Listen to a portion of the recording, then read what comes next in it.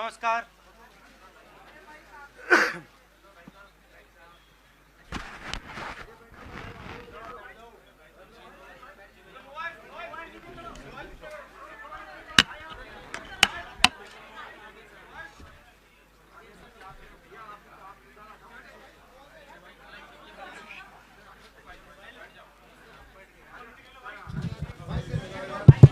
Where is the brother?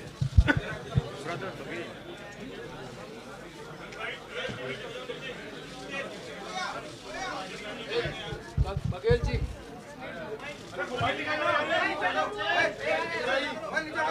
कैसे हैं सुखू जी? ठीक है।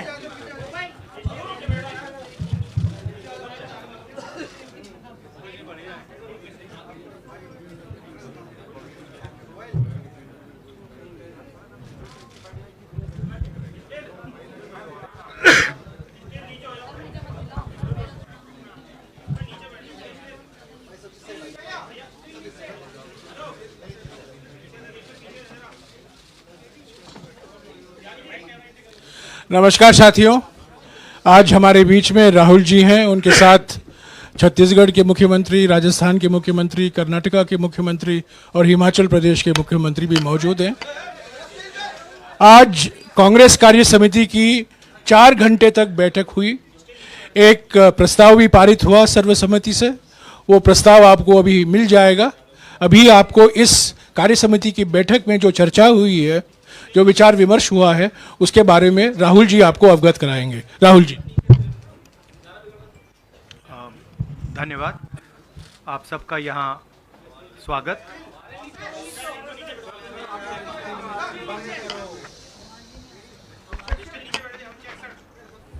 आ रही है बेटर? आप सबका यहाँ स्वागत। जैसे जयराम रमेश जी ने कहा, 4 घंटे हमारी कास्ट सेंसस पे चर्चा हुई, डिस्कशन हुआ और एक ऐतिहासिक निर्णय कांग्रेस वर्किंग कमेटी ने लिया है और यूनानिमसली लिया है। मगर मतलब कमरे में कोई ऐसा व्यक्ति नहीं था जिसने अपना पूरा सपोर्ट कास्ट सेंसस का जो कॉन्सेप्ट है उसको नहीं दिया। तो काफ़ी खुशी की बात है। हमारे यहाँ चीफ मिनिस्टर्स बैठे हैं।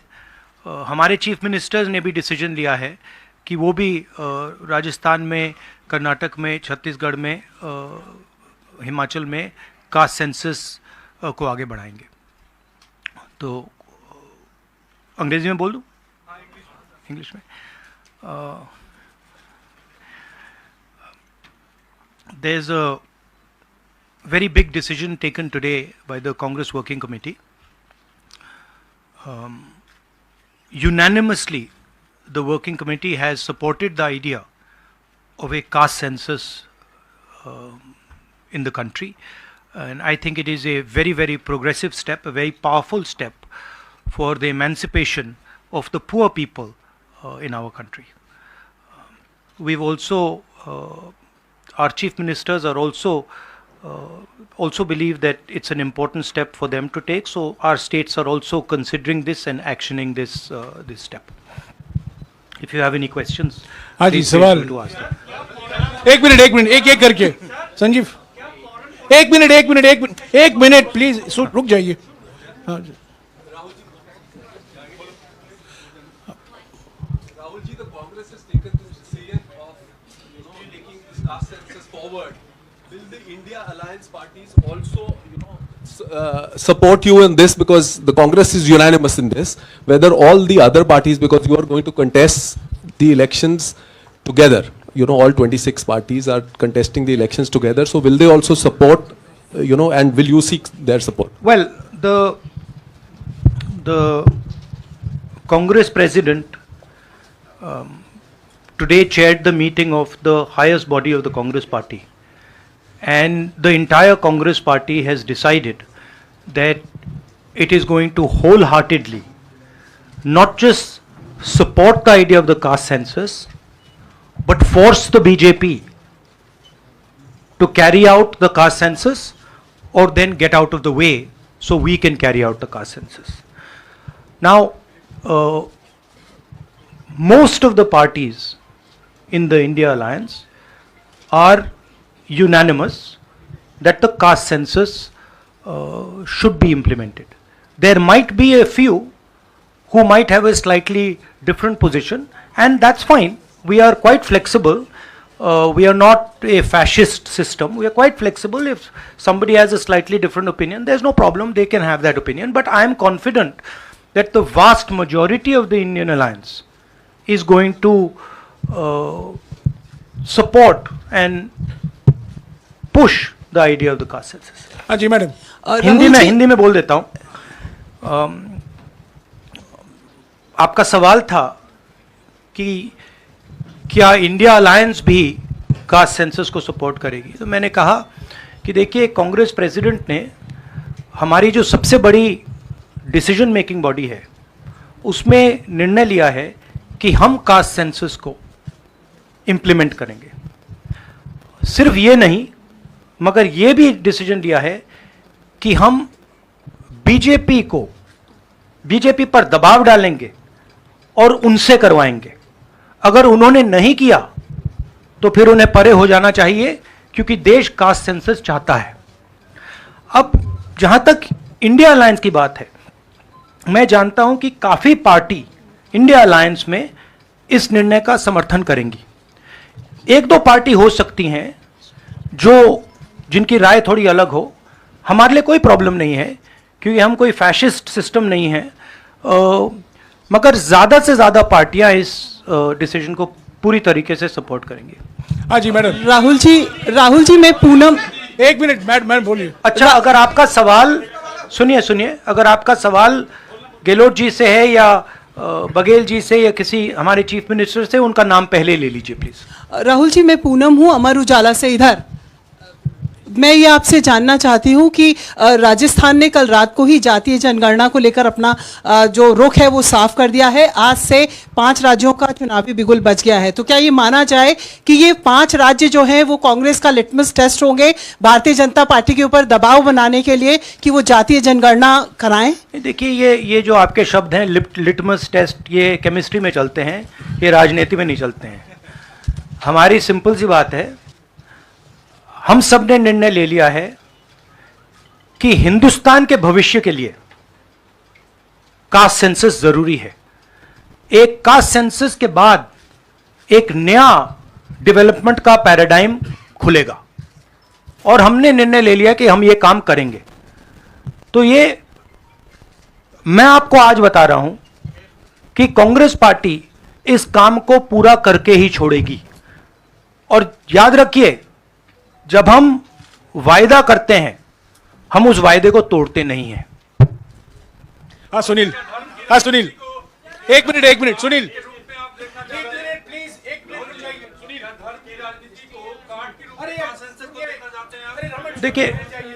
देखिए नहीं, मैं इसका जवाब देता हूं. देखिए, ये कास्ट और धर्म की बात नहीं है, ये गरीबी की बात है. हिंदुस्तान के ओबीसी, हिंदुस्तान के दलित, हिंदुस्तान के आदिवासी और हिंदुस्तान के गरीब लोग, इनके लिए यह काम किया जा रहा है. आज क्या हो रहा है, 2 हिंदुस्तान बन रहे हैं, एक अदानी जी वाला और दूसरा सबका. कास्ट सेंसस साफ दिखा देगा कि हिंदुस्तान में लोग कितने हैं, कौन है, और हम वहां नहीं रुकेंगे. उसके बाद इकोनॉमिक सर्वे होगा, तो हमें यह भी पता लग जाएगा कि कितने लोग हैं, धन किसके हाथ में है, धन कहां है, एसेट्स किसके हाथ में है. और फिर जैसे मैंने कहा, जो एक्सरे हमें, और मैं कहता हूं शायद इसमें मेरी भी गलती है, जो हमने पहले नहीं किया उसको अब हम पूरा करके दिखा देंगे, क्योंकि इस एक्सरे की जरूरत है. अगर हम नया पैराडाइम, नया डेवलपमेंट का पैराडाइम चाहते हैं जहां सबको न्याय मिले, उसके लिए हमें कास्ट सेंसस करना ही होगा. Sir, you've heard the Prime Minister in Hyderabad, give his counter to the caste census and about, the rights and what will happen to southern states and the various things. How do you view that? And also for the Karnataka Chief Minister, why doesn't he go ahead with the release of the caste census data? We are in discussions. We are very clear what our direction is. Those actions will be taken. I'll also let Siddaramaiah ji directly answer your question. So first, let me ask him to. You haven't answered that. I'll come back to you. He's asking about caste census in Karnataka. Our previous government in Karnataka, that is, the government, our Congress government was there between 2013 and 2018. Normally he doesn't need a mic. In 2014 and 15, we have entrusted this caste census and socio-economic survey of all communities to Permanent Backward Class Commission, headed by one Kantraj, then chairman of the commission. By the time our term is over, the report was not ready. When coalition government was there in Karnataka after 2018, the caste census report was ready, but the coalition government's chief minister, Mr. Kumaraswamy, did not receive that report. Now the report is lying with the Permanent Backward Class Commission. I requested now the present chairman, Mr. Jayaprakash Hegde, to submit the report to the government. If he submits the report, he will definitely receive the report. With caste census and socio-economic survey of all communities, particularly other backward communities. एक minute please, अरे एक minute रुक जाइए ना, जवाब दे रहे हैं राहुल जी, जवाब दे रहे हैं. On the Prime Minister's, the Prime Minister is making unconnected statements. What the caste census has to do with, representation of the South is very difficult to understand. Now, the problem is that the Prime Minister is incapable of doing the caste census. I'd like to point out something quite interesting. There are हमारे 4 chief ministers हैं, 4 में से 3 OBC वर्ग के हैं. BJP के 10 chief minister हैं, 1 OBC वर्ग के हैं, और वो भी कुछ ही दिन में चीफ मिनिस्टर नहीं रहेंगे. तो बात बहुत होती है ओबीसीज की, मगर नरेंद्र मोदी जी को यह बताना है कि ओबीसीज के लिए आपने किया क्या. मैंने पार्लियामेंट में उदाहरण दिया कि 90 अफसरों में से 3 अफसर ओबीसी वर्ग के. नरेंद्र मोदी जी ने उसके बारे में कुछ नहीं बोला. उन्होंने यह भी नहीं बोला कि हां यह गलत है. उन्होंने बोला, एक शब्द नहीं बोला. मतलब उनके लिए यह एक्सेप्टेबल है कि हिंदुस्तान में जिनकी शायद 50% आबादी है अप्रोक्सीमेटली, उनका सरकार को चलाने में कोई भी हक ना हो. तो यह तो सच्चाई है, रियलिटी है. प्राइम मिनिस्टर सीधा कह दें कि हम कास्ट सेंसस का डेटा रिलीज कर देंगे. प्राइम मिनिस्टर सीधा कह दें कि अगला सेंसस कास्ट बेसिस पे होगा. वो कह ही नहीं सकते, क्योंकि प्राइम मिनिस्टर सचमुच में ओबीसी वर्ग के लिए काम नहीं करते हैं. प्राइम मिनिस्टर का काम ओबीसी वर्ग को डिस्ट्रैक्ट करने का, ओबीसी वर्ग के ध्यान को इधर उधर करने का है. जो सच्चाई है कि ओबीसी वर्ग, दलित वर्ग, आदिवासी वर्ग को कितनी भागीदारी मिल रही है, उससे डिस्ट्रैक्ट करने का पूरा सिस्टम बना रखा है आरएसएस ने और नरेंद्र मोदी जी ने.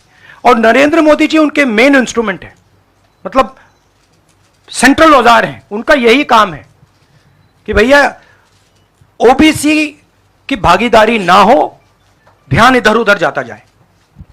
हाँ संजय। राहुल जी, प्राइम मिनिस्टर और बीजेपी का एलिगेशन है कि कांग्रेस कास्ट सेंसस को इसलिए लाके वो हिंदू कम्युनिटी के अंदर डिवीज़न पैदा करना चाह रही है।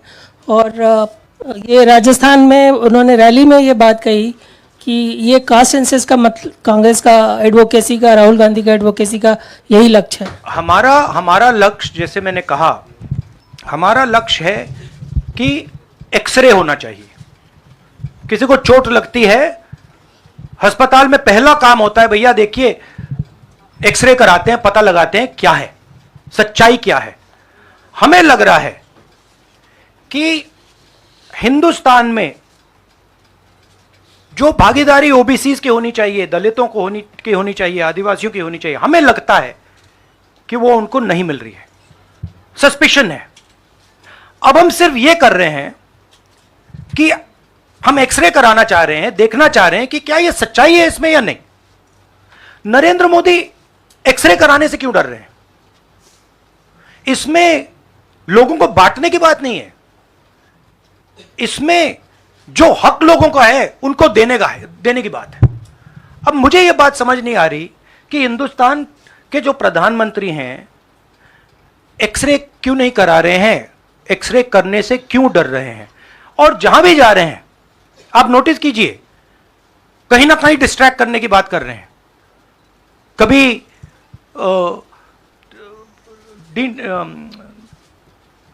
डिलिमिटेशन की बात कर रहे हैं, कभी कुछ और बात कर रहे हैं, कभी साउथ इंडिया की बात कर रहे हैं।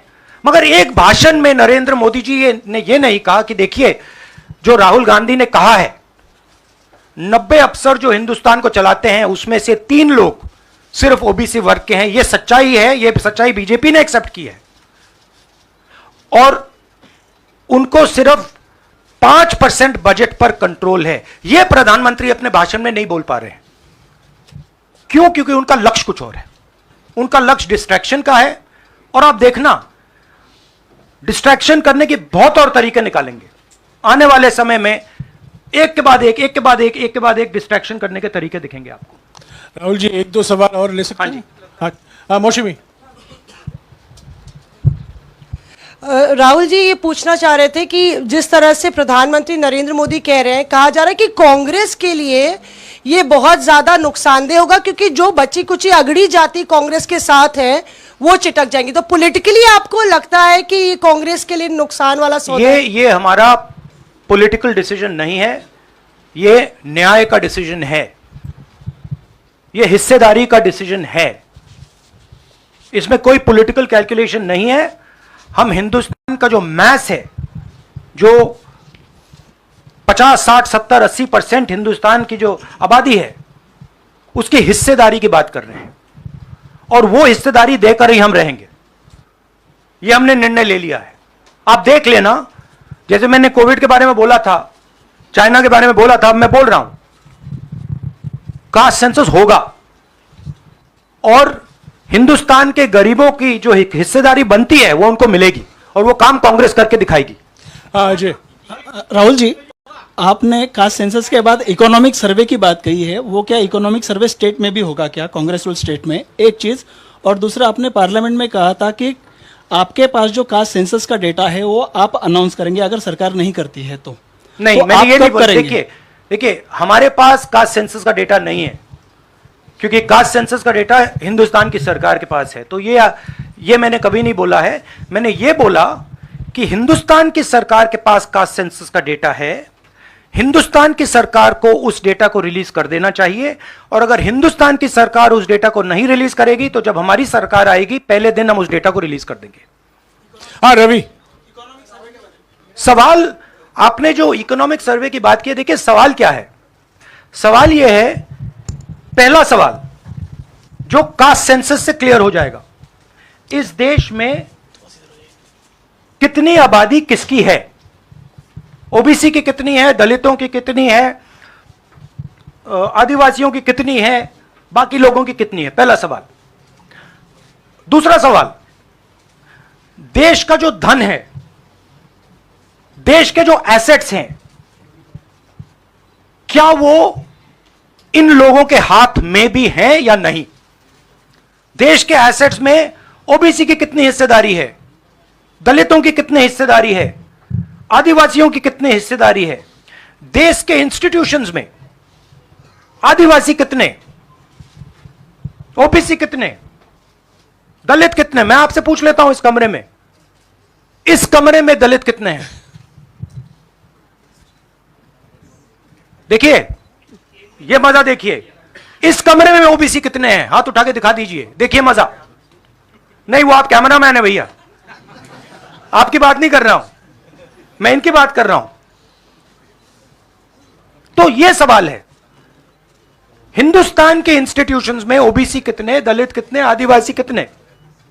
यह सवाल हम पूछ रहे हैं। इंस्टीट्यूशंस के बारे में पूछ रहे हैं, धन के बारे में पूछ रहे हैं, एसेट्स के बारे में पूछ रहे हैं, और आबादी के बारे में पूछ रहे हैं। राहुल जी इधर,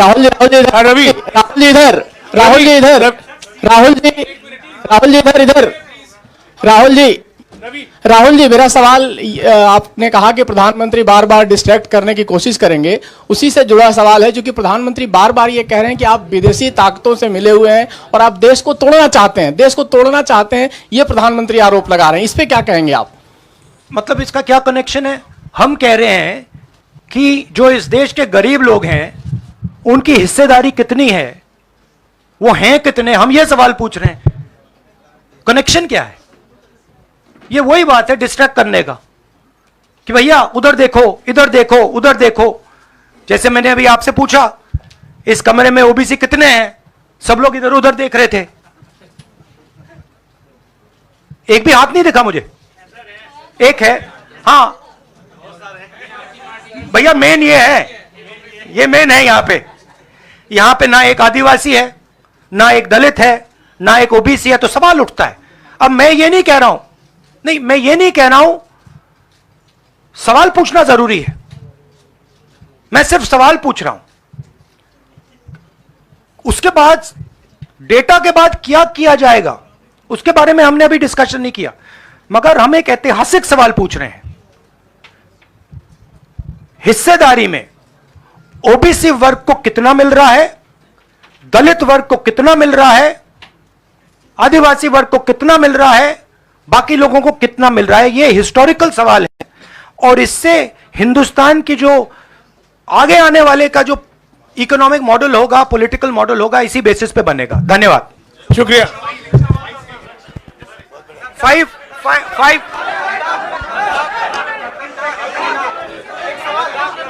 भैया, एक सेकंड देखिए, 5 जहां पे